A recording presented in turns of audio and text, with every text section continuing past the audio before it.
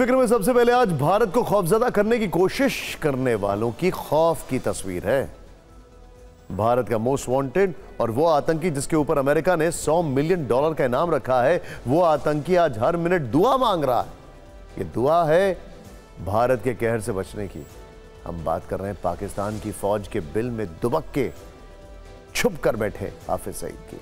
लश्कर आतंकी हाफिज सईद बहुत डरा हुआ है।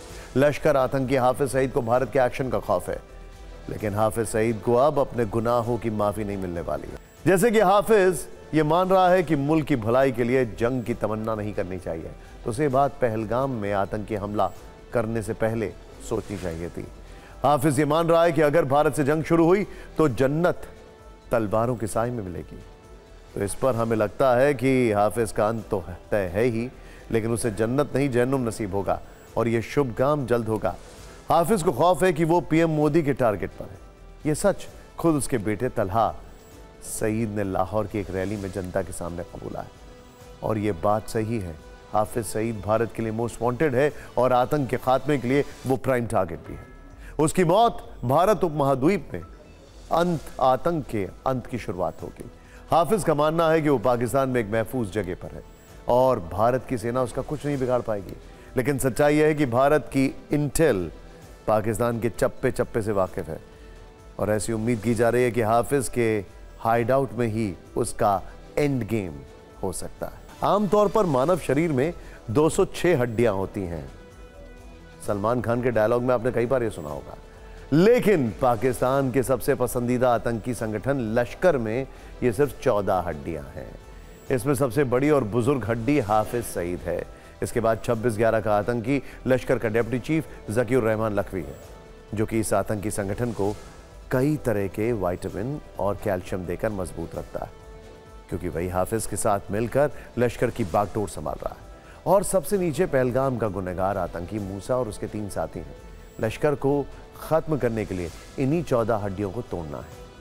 अगर इनको तोड़ दिया जाए तो लश्कर का ढांचा गिर जाएगा, दुनिया को लश्कर के आतंक से छुटकारा मिल जाएगा और फिर इसके बाद जनरल मुनीर आतंक की खाल में नहीं छिप पाएंगे। उन्हें भारत के खिलाफ सीधी जंग में आना पड़ेगा, जो इस आतंक प्रेमी देश के वश की बात नहीं है। वैसे कुछ ऐसा काम अगर आपको याद हो तो हिजबुल्लाह के साथ इजराइल ने किया था।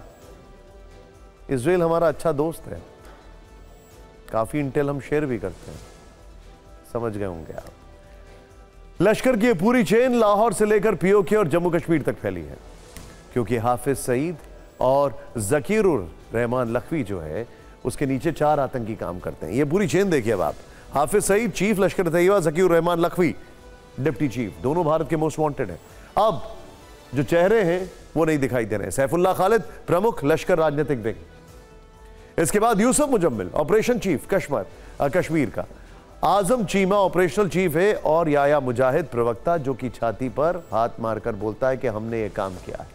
इसके आगे देखिए इनके अंडर की चेन में हाफिज तलहा उप प्रमुख लश्कर की राजनीतिक विंग, अबू अनस इंचार्ज है कश्मीर रीजन का।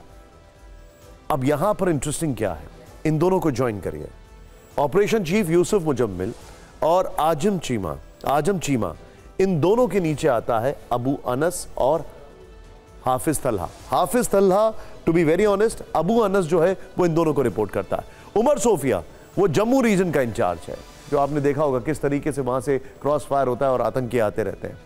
हाजी अब्दुल अजीज उप प्रमुख लश्कर का और लॉन्च पैड के कमांडर यहां पर। अब इन सब की ट्रेनिंग होती है, इस चेन से ये सब लोग गुजरते हैं और फिर इनको भारत में एंट्री दिलाई जाती है। आगे देखिए इस चेन के बाद अब आपके सामने कौन आता है, मूसा और ये पहलगाम के आतंकी, लॉन्च पैड के कमांडर, और फिर ये देखिए पहलगाम के आतंकी। इंटरेस्टिंग बात क्या है, आपके मन में सवाल होगा ये अभी तक पकड़े गए कि नहीं पकड़े गए, है कि नहीं?